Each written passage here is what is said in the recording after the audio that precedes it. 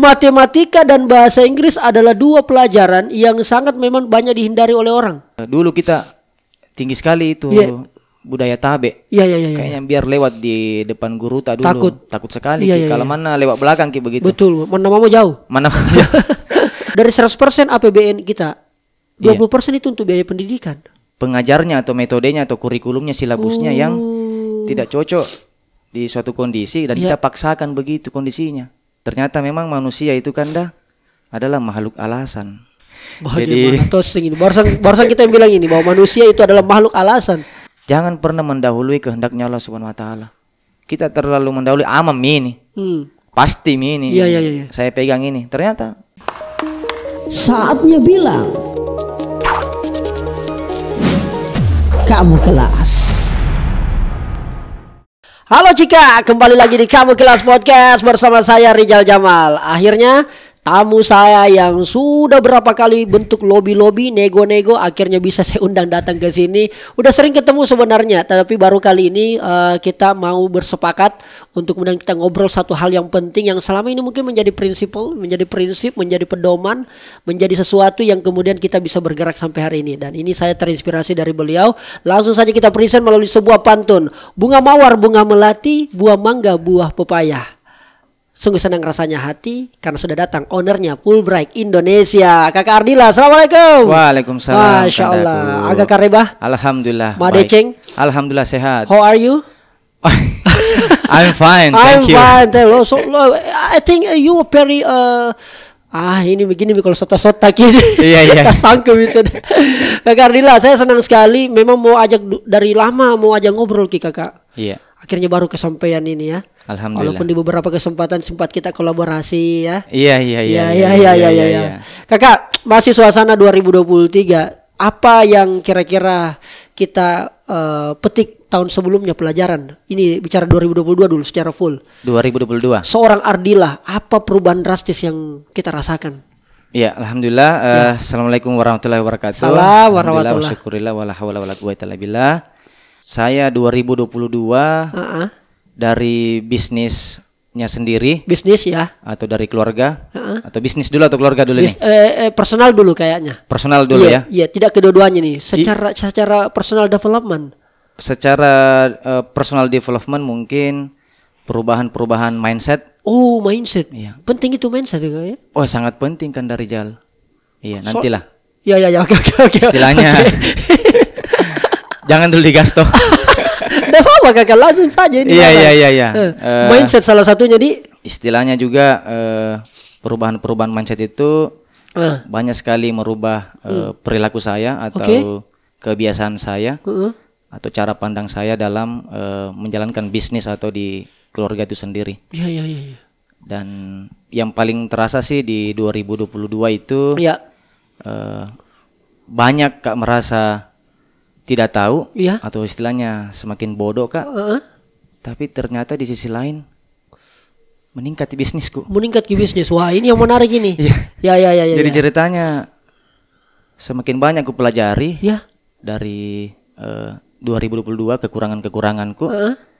Tapi ternyata dari bisnis atau perubahan di keluarga juga pribadi, alhamdulillah semakin baik begitu. Semakin baik gitu apa segala macam. Salah satu yang kau pakai tadi strategi adalah mindset, dimulai dari mindset. Iya, alhamdulillah. Itulah kenapa banyak sekali bilang bahwa growth mindset dan fixed mindset kakak ya. Iya, menjadi itu pernah sangat atau masih tren ya? Masih tren di 2023. Betul. Walaupun ya sudah beberapa tahun ini kita dengar itu fixed mindset versus growth mindset. Growth mindset. Iya. Karena memang kayaknya masih banyak yang bermasalah di situ kak. Saya kalau ada diri acara seminar kakak Ardi, itu selalu punya kendala kak. Bagaimana cara? Nah, pertanyaan bagaimana cara? Saya selalu jawab melalui dek paling sederhana itu pikiran dulu sebenarnya. Iya. Karena mereka nggak mengerti kakak. Iya. Apa sih yang membuat kadang-kadang orang ini dia tahu caranya bukan dia tahu caranya. Dia tahu masalahnya, dia tahu penyebab masalahnya, tapi dia langsung mau try to action, langsung ke aksi saja kak. Jangan terlalu apa yang mau dibikin, apa yang mau dilakukan, bagaimana caranya, langkah apa. Selalu saya bilang, pikiranmu dulu perbaiki. Bertanya, bagaimana caranya merubah pikiran kak? Bagaimana caranya merubah mindset? Iya. Nah kalau saya pribadi banyak juga belajar memang di 2022 tentang mindset ini. Iya. Tadi itu yang kita bahas itu langsung what. What itu ya, iya. Oke. Belum kita bahas tentang how-nya dan fundamentalnya why-nya. Wih. Jadi kalau dalam Islam sendiri, ya, kita sebagai orang Muslim misalnya, sebenarnya bukan mindset juga yang pertama sih. Apa itu? Niat. Wih. Lagi muncul lagi kata itu, niat sering lagi di. Iya. Oke, terus kita mengerjakan what itu kalau tidak ada strong why, tidak kuat apa yang menjadi niat atau alasan kita melakukan itu, eksekusinya atau orientasinya itu tidak menghargai proses. Lebih kepada hasil oriented atau result oriented. Padahal kan kita dituntut bukan hasilnya tapi prosesnya. Yang dituntut adalah prosesnya. Iya. Banyak orang sekarang kan tidak mau dulu lihat prosesnya, Kakak. Nah itu. Sekarang mau cepat orang, mau instan. Itu masalahnya sebenarnya. Dilihat orang misalnya jadi konten kreator, wih kayaknya banyak uangnya, ya kan? Padahal dia tidak tahu bagaimana susahnya bos, memulai. Kayaknya mau bukan bisnis, bisnis misalnya kuliner misalnya. Wih karena banyak ini apa segala banyak orang makan. Padahal baru dia coba 2-3 kali nyerah, nggak cocok di sini. Iya, jadi memang banyak orang yang langsung melihat hasil. Iya. Keren kalau begitu, kalau begitu. Iya. Tapi kan dia tidak pernah lihat perjuangan dan air matanya mungkin di belakang begitu. Jadi kembali ke masalah strong why atau grand why-nya. Ketika memang sudah kuat kita punya alasan atau why-nya, itu baru satu langkah pertama yang fundamental. Masih ada langkah-langkah berikutnya, tapi tetap yang why ini fundamental. Dia yang paling menentukan sekitar 70-80%. Sampai segitu Kakak ya? Iya. Jadi masalah eksekusi itu atau skill atau intelektual itu buah dari apa alasan kuat untuk melakukan itu. Berarti yang paling penting ini big why-nya. Big why. Apa alasan terbesar? Mengapa kemudian kau lakukan itu? Nah ternyata memang manusia itu kan adalah makhluk alasan. Bagaimana tosing ini? Barusan kita yang bilang ini bahwa manusia itu adalah makhluk alasan. Iya, jadi manusia itu kalau tidak ada alasannya melakukan sesuatu itu tidak mau melakukan. Istilahnya kita juga hadir juga di dunia ini atau apa yang kita kerjakan saja siang hari ini, tentu ada alasan-alasan yang diperjuangkan mungkin atau hasil-hasil dari keputusan-keputusan kita. Jadi kalau misalnya saya tidak punya alasan kenapa saya mau hadir siang hari ini podcast sama kita. Jadi itu mungkin yang betul kita bilang saya berkali-kali dipanggil sama kita. Setidaknya hampir setiap hari kita ketemu itu juga kita bilang. Nah, karena kenapa Kakak? Kalau kita kan punya sesuatu ini Kak yang dikasih sama Tuhan. Jangan menunggu banyak baru bisa kita berbagi. Kan sesederhana begitu Kakak. Sama dengan harta Kakak ya. Ketika kita punya pengetahuan dan ternyata itu yang bisa kita bagi, itu juga baginya itu dianggap nilai sedekah kira-kira Kakak. Iya betul. Podcast saya salah satu kenapa saya mampu bertahan sampai hari ini Kakak, karena saya punya big why itu. Saya punya banyak teman yang kemudian kayaknya bisa sesuatu yang dia pahami, dia alami, bisa dia bagi sehingga menghasilkan nilai manfaat. Kalau begitu pertanyaanku sederhana bagi seorang Kakak Ardila ini. Apa big why sehingga bikin itu Fulbright Indonesia? Big why-nya apa sih sebenarnya? Itu 10 tahun lalu. Jadi begini, berarti ini kan sudah hampir satu dekade, 10 tahun. 10 tahun? Iya. Boleh balik. Keperasaan kayaknya baru 3-4 tahun, tapi sudah 10 tahun. Iya, jadi istilahnya dinikmati prosesnya, tidak terasa aja waktunya. Saya juga baru merasa kayak baru 3 tahun. Ternyata hampir 10 tahun. 10 tahun Anda menjalani proses itu? Iya. Oke, terus? Jadi alasan 10 tahun yang lalu itu kurang 10 tahun lalu beda alasannya yang beberapa tahun terakhir ini khususnya setelah pandemi. Jadi ternyata juga ada penelitian memang bahwa big why itu juga berkembang. Dia bisa berubah? Iya, sesuai masanya atau kondisi kita pada saat itu. Iya, sesuai eranya. Era berubah, big why itu pun juga bisa beradaptasi. Iya, bisa jadi misalnya dulu kita sebelum berkeluarga, lain big why itu. Lain. Setelah kita berkeluarga, lain lagi big why. Dan itu tidak masalah. Tidak ada masalah. Biasa kita bilang visi itu memang harus dia tinggi. Tapi kalau biasa dicapai itu visi, itu kan biasa tidak ada menantang lagi, tidak ada lagi kekuatannya. Jadi kayaknya harus ganti visi yang lebih besar lagi nih. Diganti dirubah begitu ya? Di-update atau di-upgrade. Iya. Kalau saya artinya ketika ada alasan-alasan yang dulunya mungkin hanya sekedar pemenuhan kebutuhan, sudah terpenuhi ini. Terpenuhi Mi. Kan tidak menarik nilai kalau tidak ada lagi alasan-alasan yang lebih besar begitu. Artinya Kak Ardila ketika dia sudah terpenuhi itu bikweta, visita, maka sebenarnya berhenti Miki Paeng karena sudah tercapai Mi. Fix mindset lagi. Jadi itu Mi yang betul di baru. Jadi ternyata baru saya tahu memang bahwa big why itu atau visi itu dia harus berkembang juga. Berkembang terus di sesuai dengan ilmu yang diberikan, satu rezeki yang diberikan oleh Allah Subhanahu wa taala. Wah, nah kalau soal ngomong Fulbright Indonesia. Kalau 10 tahun lalu kita tanya Kak, apa big why-nya? Saya pada saat itu belum menikah. Anak pertama dari 9 bersaudara. 9 saudara tak? Iya. Berarti orang Bugis ini bareng. Nah, orang Bugis kan begitu dulu prinsipnya, banyak anak banyak rezeki. Masya Allah. Dan Anda anak pertama, Di? Alhamdulillah. Jadi 8 adik. Ini saya merasa bahwa big why-ku pada saat itu adalah keluarga orang tuaku sendiri. Ibu dan ayah. Saya bilang mereka sudah mau tua dan masih banyak anak-anaknya yang mau di sekolah atau kuliah. Saya harus bantu orang tua ini. Saya harus turun sekuat tenaga begitu. Baik. Walaupun tidak ada pikiran bilang nanti ada anak, nanti ada istriku sendiri, atau nanti ada keluarga sendiri, atau nanti ada karyawan berapa di tim di kantor yang harus ternyata dibantu juga begitu.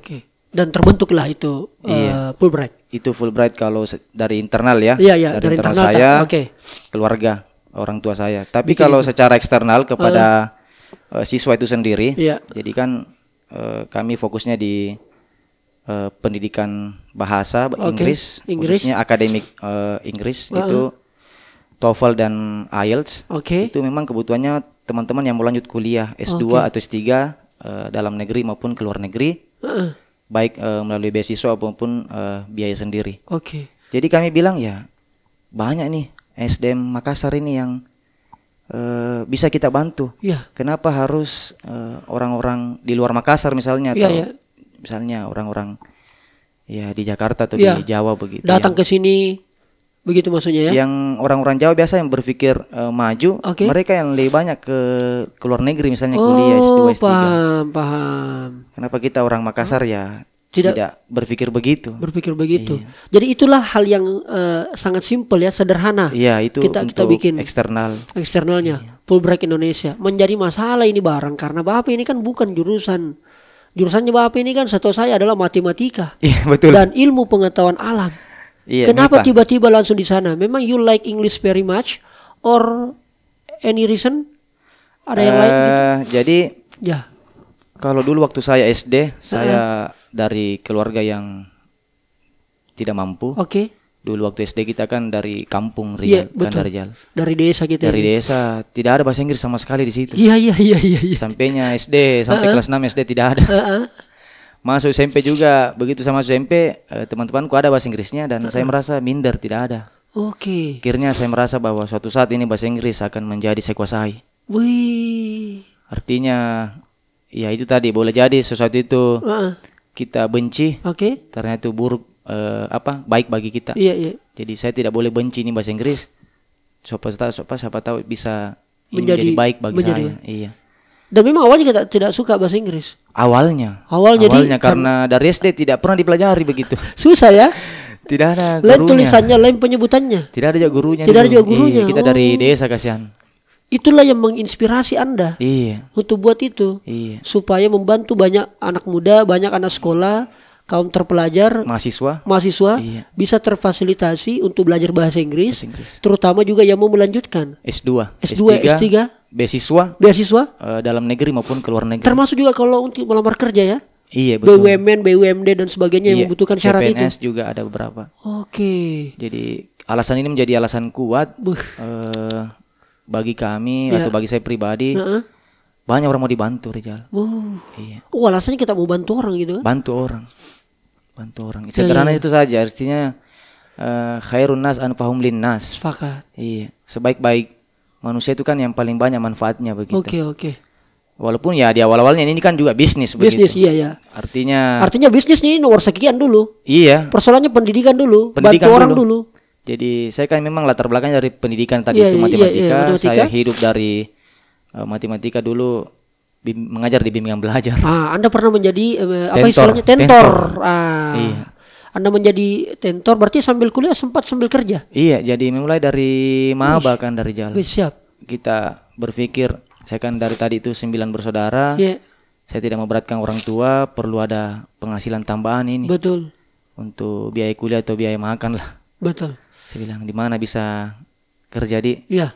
Tapi ini tuh jurusanku matematika. Iya. Saya melamar lah di bimbingan belajar, satu bimbingan belajar dan alhamdulillah diterima. Ngajarnya apa? Matematika. Matematika? Iya. Berarti jago matematika ini bos. Jadi bagaimana caranya supaya bisa kita uji sekarang di matematikanya?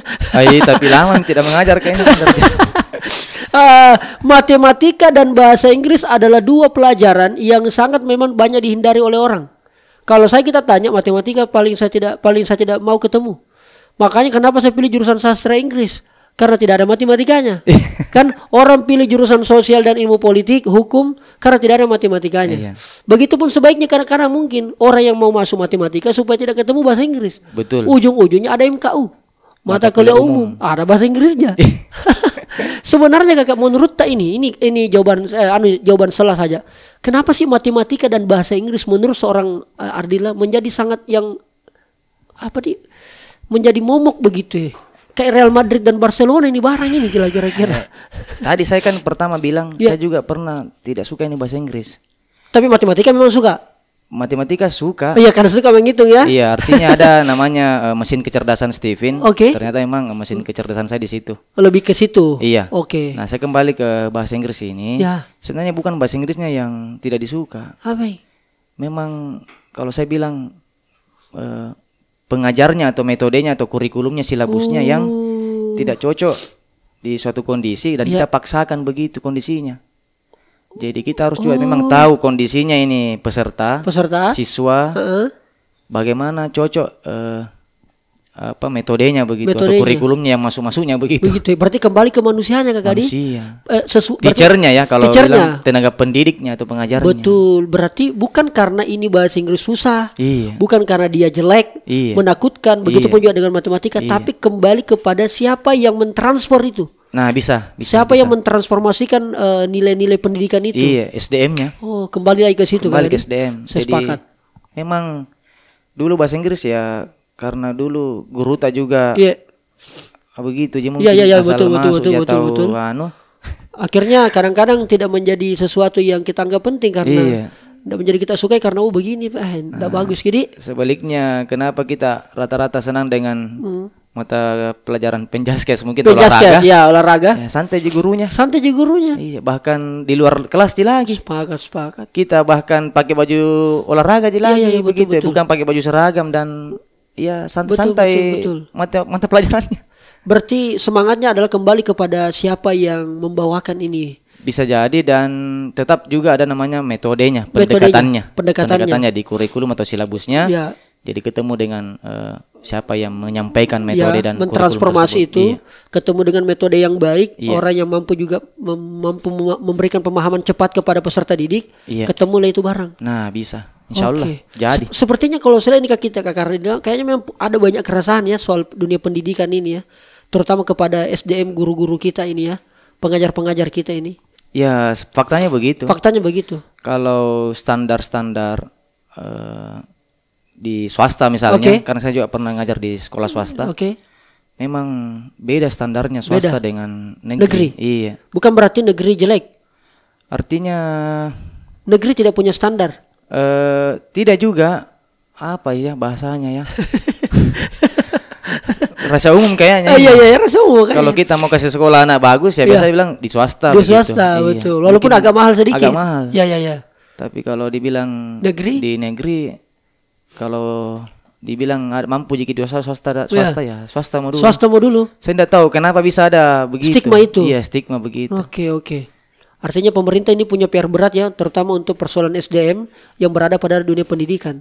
Iya. Tapi kan kita rasa juga sebelum kita ngobrol lagi soal Fulbright Kakak. Tapi kan kita rasa juga Kak, dari 100% APBN kita 20% itu untuk biaya pendidikan. Iya, saya selalu ikuti juga itu. Iya, dan itu sudah berapa tahun itu? Udah 10 tahun lebih kayaknya bahasa dari itu. Dari era Pak SBY. Pak SBY ya. Dan what do you think? Apa yang kau lihat? Nah kita lihat tadi kemarin kampus kita ya, UNAS kita satu alma mater ini kemarin ada demo depan pintu 1. Apa itu? Satu orang dia berdiri di depan pintu 1, pasang tulisan, dia demo sendiri loh. Nah. Dia demo adalah karena tidak sanggup bayar UKT. Oh. Orang tuanya tidak sanggup, orang tuanya hanya nelayan apal begitu dari kampung. Dan itu viral. Dan sudah ada beritanya di TikTok. Ini tim lagi mencari orang tersebut. Iya. Jadi padahal anggaran udah 20%, banyak itu loh. Kalau saya bicara swasta karena saya tidak berada di dalam institusi pemerintahan. Kalau yang kami lakukan kan memang dari awal itu adalah proses rekrutmen yang harus memang bagus kan dari profesional maksudnya. Profesional. Oke. Jadi kita betul-betul uji. Ya. Yang pertama itu adalah psikotes ya atau tes wawancara. Menggali dia punya kepribadian, menggali dia punya karakter, menggali dia punya masa-masa lalu misalnya yang sulit-sulit. Artinya attitude. Itu penting itu. Itu penting. Dalam pendidikan. Iya, penting sekali kan Darjal. Soal masalahnya kalau di sekolah-sekolah pada umumnya kan hanya dites ya berapa nilaimu sebelumnya nak. Ya, jadi ibaratnya kalau tidak ada attitude, buat apa kita pintar? Kalau tidak ada attitude buat apa kita pintar? Pintar secara intelektual begitu. Dapat A semua. IPK-nya 4,0. Tapi mencuri atau merampok. Iya, betul. Istilahnya tidak ada integritas. Jadi saya bilang yang bagus itu tinggi IPK tinggi juga siri tak. Wow. Jadi tinggi juga kita punya attitude begitu. Sopan atau ramah atau jujur, itu semua itu yang tidak ada mungkin di IPK begitu. Dan walaupun kadang-kadang itu tidak menjadi menurut saya ini mungkin disclaimer ya, kalau ada salah Bapak Ibu mohon langsung ditulis kolom komentar saja. Saya lihat banyak kan orang tua, kayaknya orang tua lebih bangga kalau anaknya ini jadi artis gitu. Anaknya jadi orang terkenal gitu dibanding kemudian anaknya sopan misalnya, jujur. Makanya kadang-kadang ya dikasih masuk di sekolah yang betul-betul fokusnya adalah bagaimana Anda menjadi terbaik dalam sisi intelektual dibanding yang lain.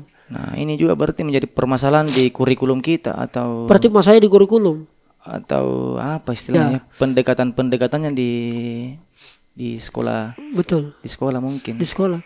Artinya dulu kita tinggi sekali itu budaya tabe. Kayaknya biar lewat di depan guru tak dulu takut sekali. Kalau mana lewat belakang begitu. Betul. Mana mau jauh. Tapi sekarang anak-anak, ndak ada tabe kuliah. Iya, jadi ini PR sih.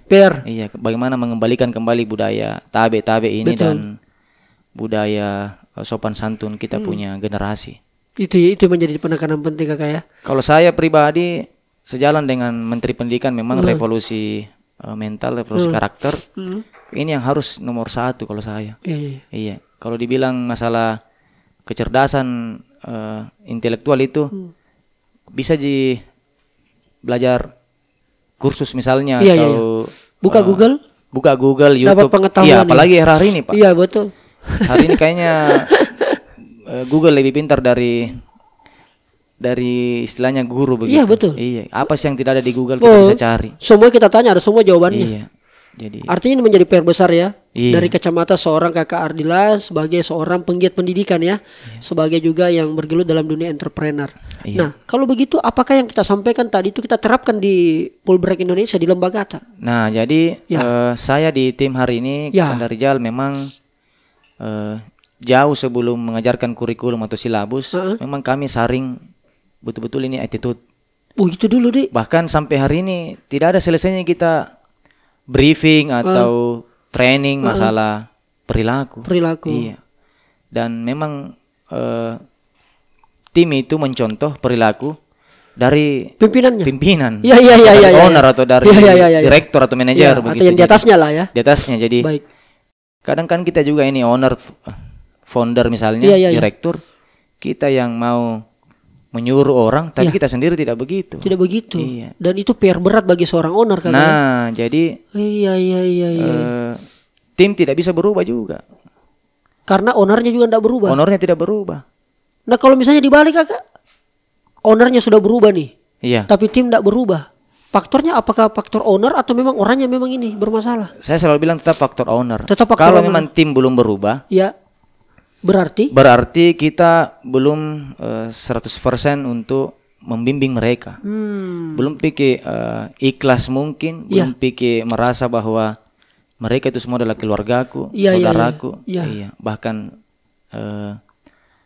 saudara, walaupun bukan mi lagi saudara, tapi kuanggap mi kayak orang terdekatku begitu. Betul. Jadi tetap saya merasa owner yang salah ketika ada timku yang belum berubah. Baik. Apakah juga di sisi lain ya diuji juga kesabaranku kembali. Kembali berarti.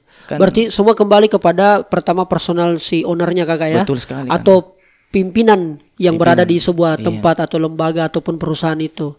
Kalau ternyata pendekatan semua dipakai dan memang kembali lagi pada orangnya yang mungkin fix mindset, anggaplah begitu, otomatis pasti setengah mati bertahan kakak ya. Iya, jadi kalau memang fix mindset tadi, ya pertama berarti kita ubah dulu lah mindsetnya jadi growth mindset, baru masuk pendekatan-pendekatan training misalnya atau coaching begitu. Iya betul. Kalau memang belum berubah, tergantung ownernya masih sabar tidak bimbing dia. Masih sabar tidak? Iya. Kalau tidak sabar Miki? Kalau saya masih selalu berpikir positif. Oh, Masya Allah. Artinya begini, kalau memang dia yang mengalah duluan begitu. Iya.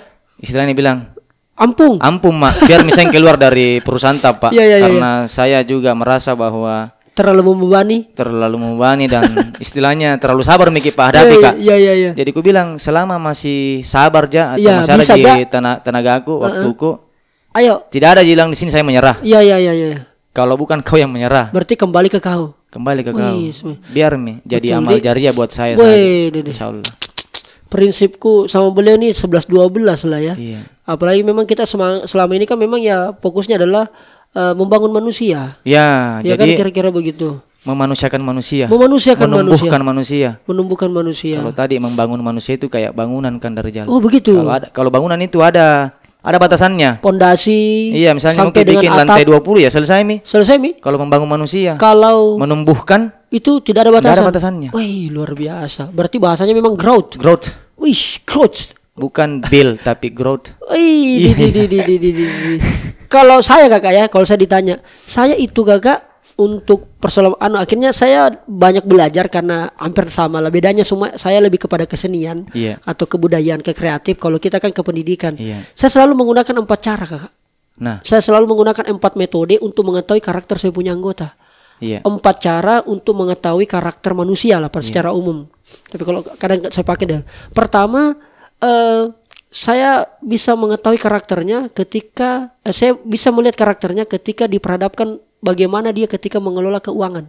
Nah itu nomor 1. Nomor 1 kan? Nomor 1 di situ kelihatan aslinya orang Pak. Iya. Kasih dia coba. Iya. Bagaimana dia mengelola keuangan atau dikasih apakah misalnya, pergi apa misalnya. Terus kita anggaplah cuek-cuek begitu.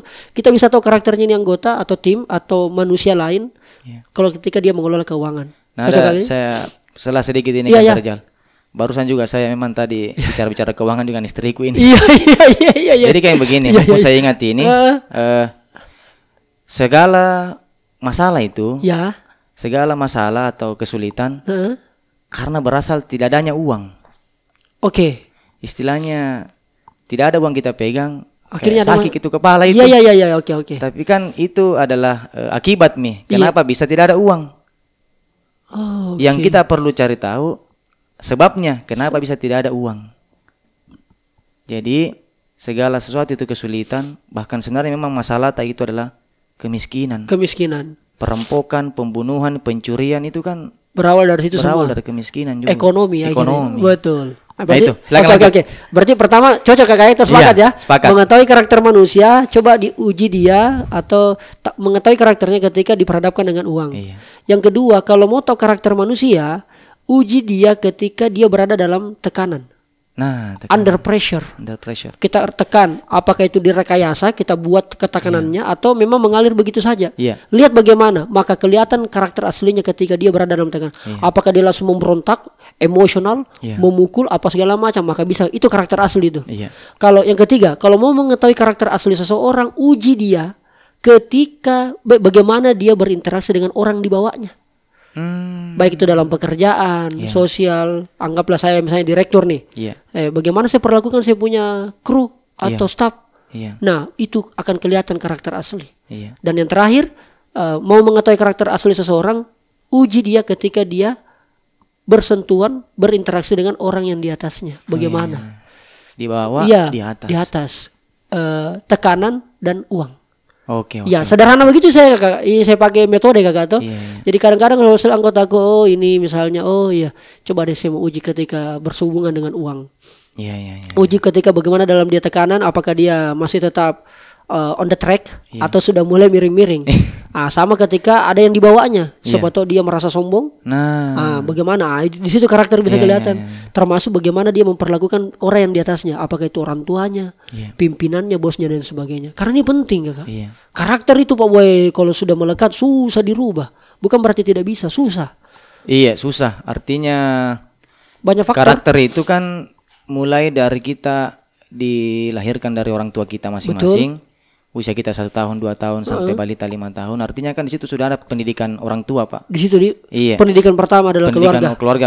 Jadi bagaimana anak ini dibentuk? Di situ Tommy dilihat orang tuanya membentuk anaknya. Betul. Masuk lagi SD 6 tahun, di mana berinteraksi lingkungan sekolahnya begitu dengan teman-temannya SD, SMP, SMA sampai kuliah. Tiba-tiba masuk di kerja di perusahaan kita.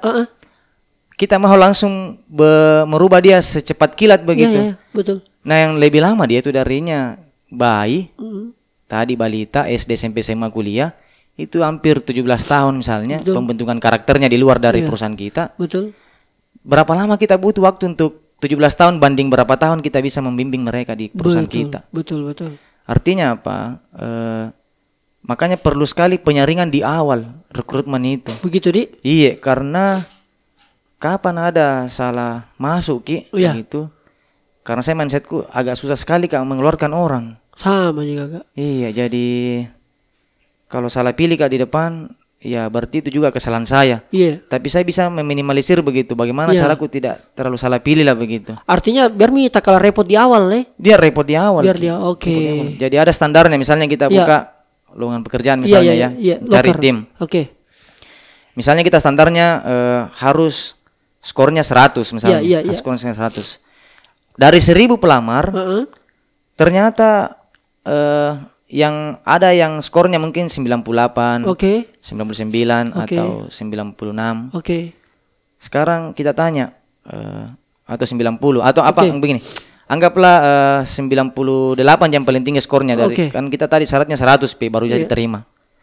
Kalau menurut guru saya, apakah yang diterima ini yang skornya 98 atau tidak? Kalau kita syaratkan 100. Ini istilahnya diterima atau tidak ini kira-kira ini orang ini. Pada saat itu saya bilang diterima karena tidak ada lagi. Ternyata jawabannya bisa jadi kita terima tapi berat karena dari awal kan kita patok. Kalau memang kita mau menerima orang harus memang skornya 100 begitu. Jadi pada saat kita menerima yang 98 misalnya, itu ya siap-siap sabar membimbing dia. Artinya ini masalah attitude bukan masalah intelektualitas atau skillnya. Ini saya bicara attitude-nya, skornya harus 100. Jadi daripada, kecuali memang tadi ada waktu tak sabar membimbing dia dari skornya tadi yang 98 menyuruh dia ke 100, tidak ada masalah. Itu bagian daripada resiko yang harus kita terima sebagai seorang owner atau pimpinan di. Nah, jadi solusinya bagaimana nih supaya tidak kepepet mencari tim yang harus skornya 100? Solusinya adalah jangan buka rekrutmen atau menerima tim pada saat kepepet memang. Jadi biar tidak ada loker kita buka, biar tidak ada loker kita butuhkan, buka saja. Artinya memang hampir setiap hari kita dituntut mencari tim. Artinya cari tim dari 1000 orang, dari 2000 orang, 10.000 orang. Masa tidak ada yang skornya 100? Betul. 1 orang, 2 orang. Dan itu dibutuhkan persiapan nih. Persiapan memang. Jangan kepepet. Atau jangan ketika ada masalah. Jangan bilang ada keluar resign anggota. Baru kita mencari. Pasti ini begitu solusinya. Saya belajar tahu dari kita ini. Pasti begitu solusinya. Ini mau diambil karena tidak ada orang. Betul. Akhirnya kita menurunkan sendiri level attitude. Level itu betul. Sepakat itu. Wah, luar biasa. Tidak terasa kita ngobrol ini, bahwa saya banyak belajar ternyata juga sama kakak. Semua ini ilmu dari Allah. Masya Allah. Berarti kalau begitu kita sudah punya gambaran kakak bagaimana Fulbright Indonesia standar pelayanannya, standar excellent service-nya lah kalau bahasa dalam dunia komunikasi kakak. Tapi kita kembali ke Fulbright Indonesia. Ini Fulbright Indonesia jadi kapanpun bisa diakses kakak ya. Kapanpun kita bisa ketahui informasinya. Ada webnya. Ada media sosial dan seterusnya. Ada Instagram. Dan peserta apakah hanya di Makassar saja selama ini kakak? Nah ini yang menarik juga. Selama pandemi, alhamdulillah kita sekarang sudah menjangkau se-Indonesia melalui kelas-kelas online. Begitu? Iya. Justru karena pandemi? Pandemi jadi ternyata ini pandemi. Itu tadi kembali ke mindset 2022 ya. Iya. Atau 2020 lah. 2020. Awal-awal pandemi. Iya. Saya langsung down begitu. Pada saat itu belum belajar. Ya itu lagi jadi tadi kembali ke visi. Nanti lagi berubah itu visiku 2021.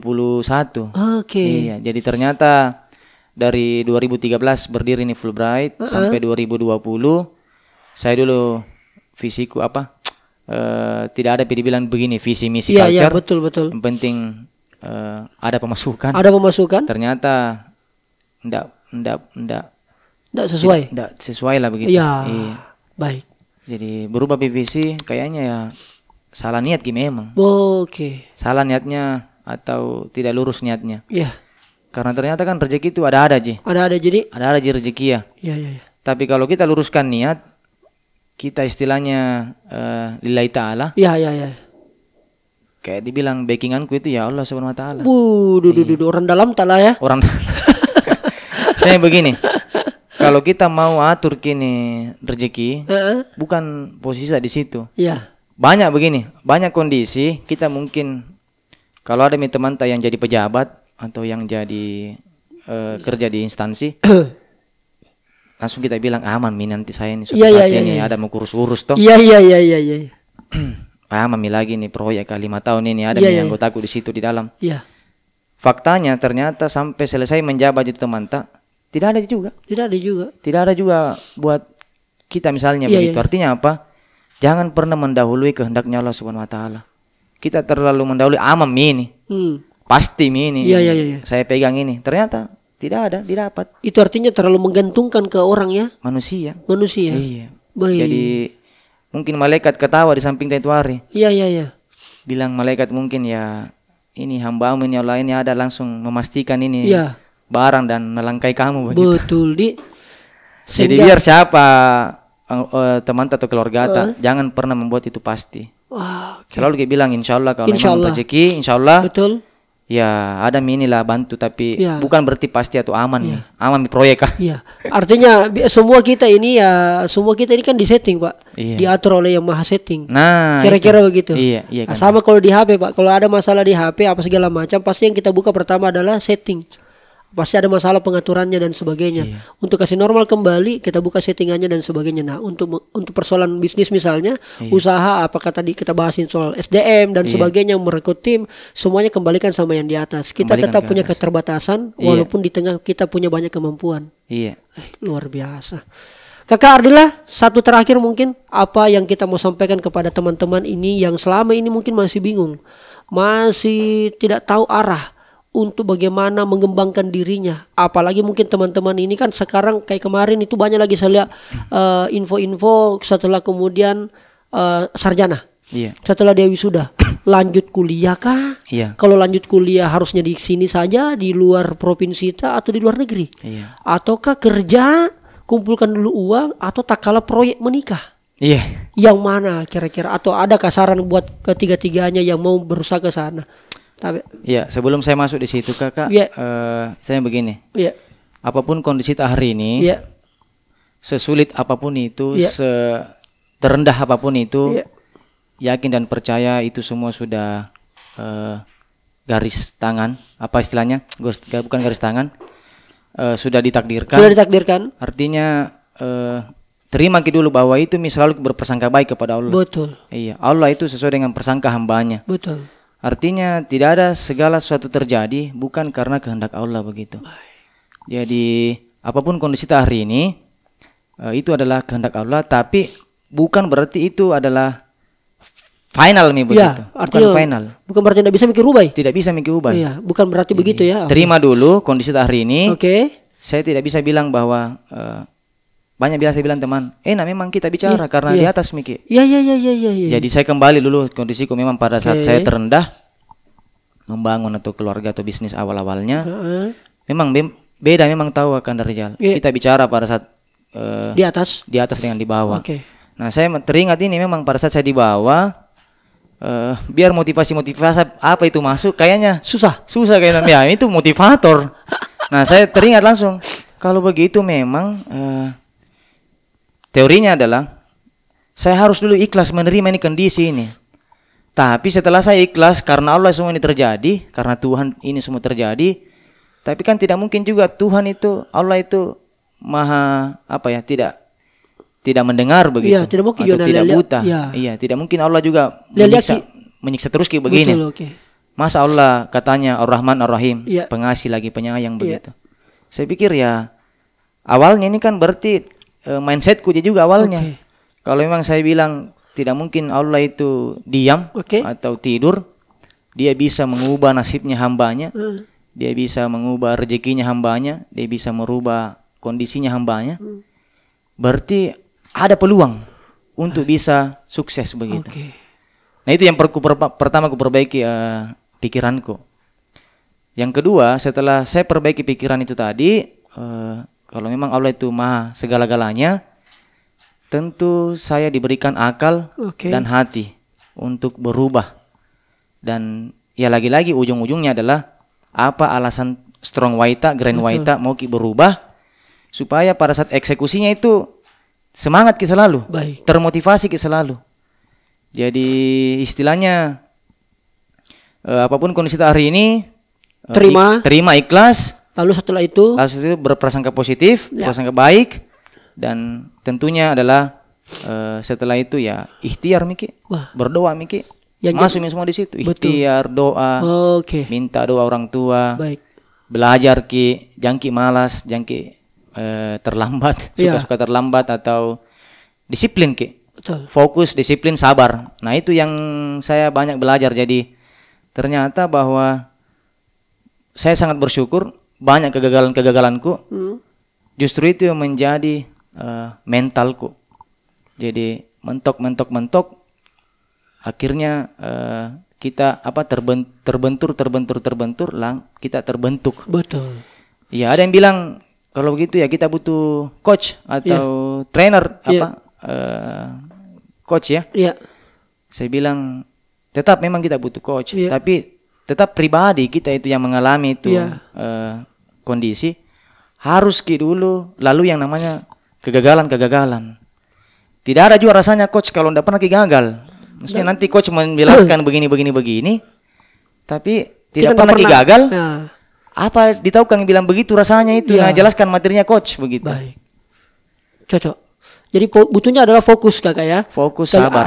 Sadari dulu, setelah itu kita ikhtiar. Yang jadi masalah Anda sudah sadar, Anda sudah ikhlas terima keadaanmu, tapi kau tidak berusaha, tidak berikhtiar. Komentar masalah kalau begini. Karena ya sudah banyak sebenarnya. Kembali lagi ketika Anda sudah alami, nah dari situlah kemudian akan banyak perenungan. Oh, ketika ada orang yang menguatkan dari eksternal itu akan jauh lebih kuat. Luar biasa.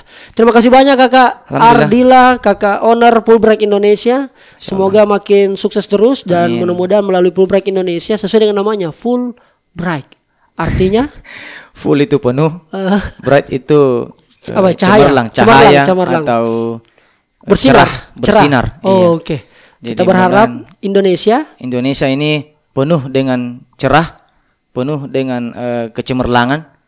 Jadi semua SDM-nya khususnya mahasiswa-mahasiswa yang berangkat S2, S3 dalam negeri maupun dari keluar negeri itu pulang ke Indonesia menjadi SDM yang berkualitas dan sama-sama kita membangun ini Indonesia. Luar biasa. Terima kasih banyak Kakak Onar sudah datang di Kamu Kelas. Ini luar biasa sekali. Mudah-mudahan teman-teman bisa juga mengambil sisi pelajaran positifnya. Silakan ditulis di kolom komentar kalau ada hal-hal yang dirasa kayaknya ini menarik deh untuk kita diskusikan, atau mungkin ada yang tidak kita setuju dari apa obrolan saya dengan Kakak Onar. Nah, silakan tulis di kolom komentar. Nanti kita bisa membangun literasi di sana Kakak. Siap Kanda. Dan saatnya bilang Kamu Kelas. Luar biasa, thank you kakak. Saatnya bilang kamu kelas.